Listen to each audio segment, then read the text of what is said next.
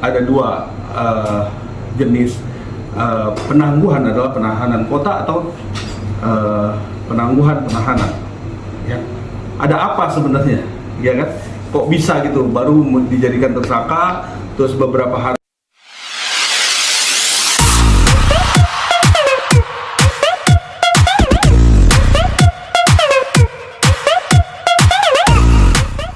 Jika bawang dulu ya. Ada. Rakyat pasti pernah atau sudah ada yang melakukan hal yang sama. Ini sebagai contoh ya. Artinya kita melihat bahwa dengan cepatnya bisa melakukan perdamaian, terus akhirnya dilepas. Terus nanti masyarakat luas yang melakukan hal yang sama bisa membuat seperti itu. Apakah ini kah menjadi suatu pedomannya kasus ini buat rakyat yang lain, artinya sebagai contoh yang lain, apakah bisa itu dilakukan dengan pihak kepolisian? Terlalu cepat dan terlalu dini dilakukan penangguhan penahanan atau tahanan kota. Jadi ada dua jenis penangguhan, adalah penahanan kota atau penangguhan penahanan. Ya. Ada apa sebenarnya? Ya kan? Kok bisa gitu? Baru dijadikan tersangka, terus beberapa hari itu bisa dilepas. Pihak kepolisian tolong ini beberapa, emang betul di dalam undang-undang boleh melakukan perdamaian, tapi dengan konteks apa? Dengan adanya kekerasan sehingga menyebabkan adanya di visum, terus terjadinya memar yang cukup berat. Saya rasa kenapa bisa dijadikan tersangka kan berdasarkan saksi dan bukti itu sudah ditetapkan dia sebagai tersangka gitu kan. Menurut saya terlalu cepat sekali, dan ini sebagai contoh buat masyarakat luas bahwa apakah nanti ada case yang sama ini, apakah bisa juga melakukan hal yang sama, itu aja. Tapi apakah dengan restoratif justice ini udah bisa gitu tersangka itu boleh pulang? Ya, karena kita melihat dari segi undang-undang ya, yang namanya restoratif justice itulah yang ada di Perkap, bahwa Kapolri juga mendukung dengan adanya restoratif justice karena suatu hal yang bersikap pidana yang artinya tidak berat ya, itu bisa untuk dilakukan perdamaian. Artinya perdamaian dua belah pihak damai sehingga tidak ada yang saling dirugikan kan gitu. Tetapi di sini kita melihat bahwa ini kekerasan yang benar-benar kekerasan di dalam rumah tangga yang sifatnya adalah benar-benar kalau memang ini tidak dilakukan, hukum tidak ditegakkan, maka semakin berat dan bahkan bisa menyebabkan kematian. Karena apa? Kalau tidak diatur di dalam undang-undang yang sifatnya memberatkan segi pelaku, ini bisa memberatkan, nggak memberatkan, nanti artinya orang bisa semena-mena melakukan tindak pidana kejahatan KDRT, bisa membunuh lah, bisa, karena ada yang namanya pembiaran terhadap hukum kan gitu. Makanya kita lihat di sini, ayo kita sama-sama penegak hukum, apalagi di kepolisian sudah bagus melakukan tindakannya kemarin. Rizky Bilar juga cepat langsung ditahan. Artinya apa? Artinya benar-benar presisi dan benar-benar melakukan sesuai dengan aturan undang-undang. Ada saksi, bukti cukup dinaikin sidik dan dia jadi tersangka. Tapi terlalu cepat, kalau menurut saya terlalu cepat melakukan tindakan penangguhan penahanan. Apalagi memang ini sampai di SP3 nanti, ya kan? Menurut saya itu terlalu cepat sekali. Artinya harusnya polisi itu membuat suatu penyidikan dan sampai dengan di kejaksaan dilihat bahwa ini kasus ini sebenarnya seperti apa, ya kan?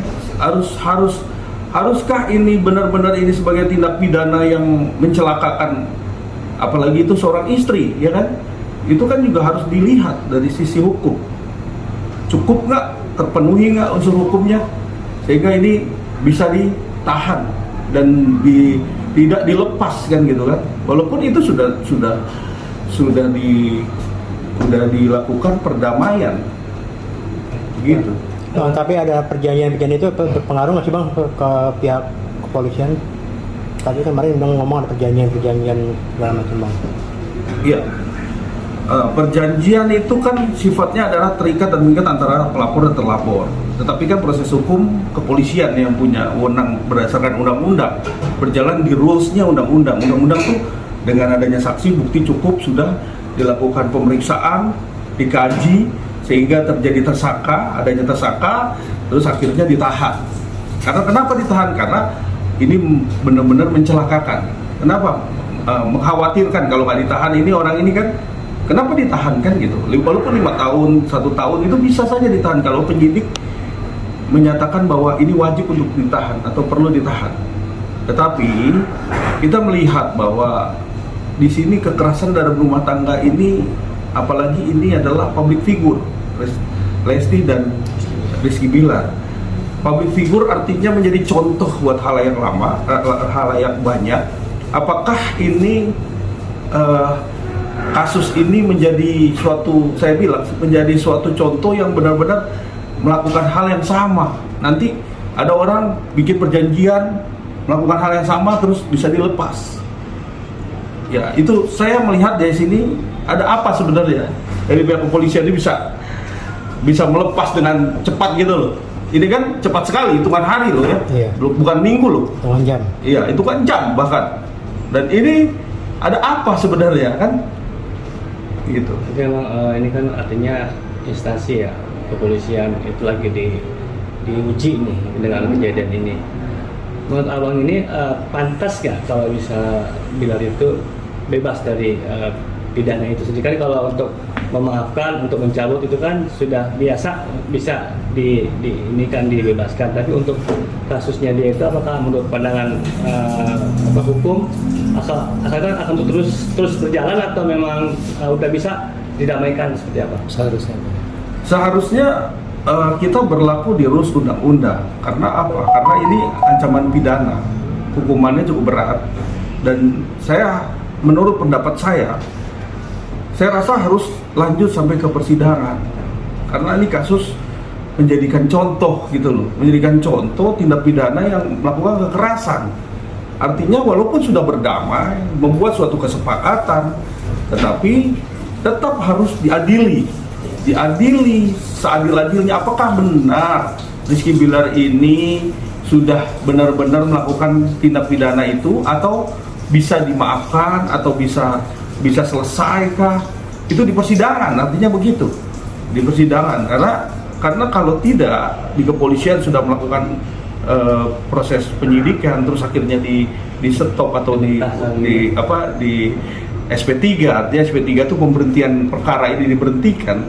Artinya buat apa ada undang-undang itu? Buat apa ada peradilan? Ya kan?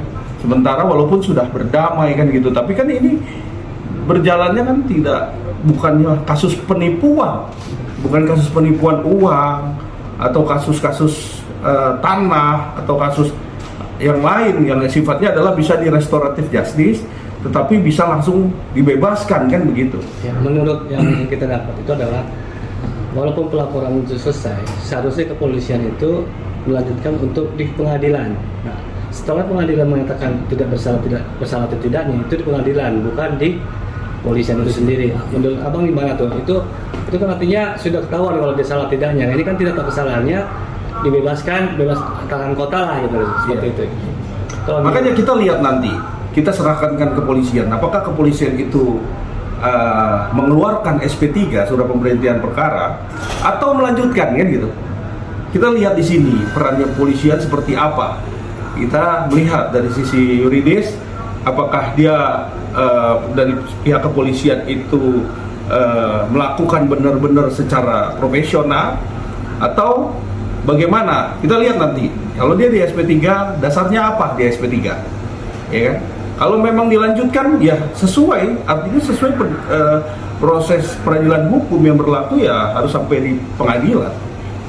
Bukan ini jadi buat prank buat kepolisian sendiri? Iya. Makanya kalau nanti di SP3 ini bisa dikatakan ini prank. Apa? Karena bisa dilakukan siapa saja. Ya kan, siapa saja bisa melakukan itu, bisa berbuat itu, bisa bisa tiba-tiba langsung dicabut, putus, bikin perjanjian, selesai urusannya kan, begitu. Oke.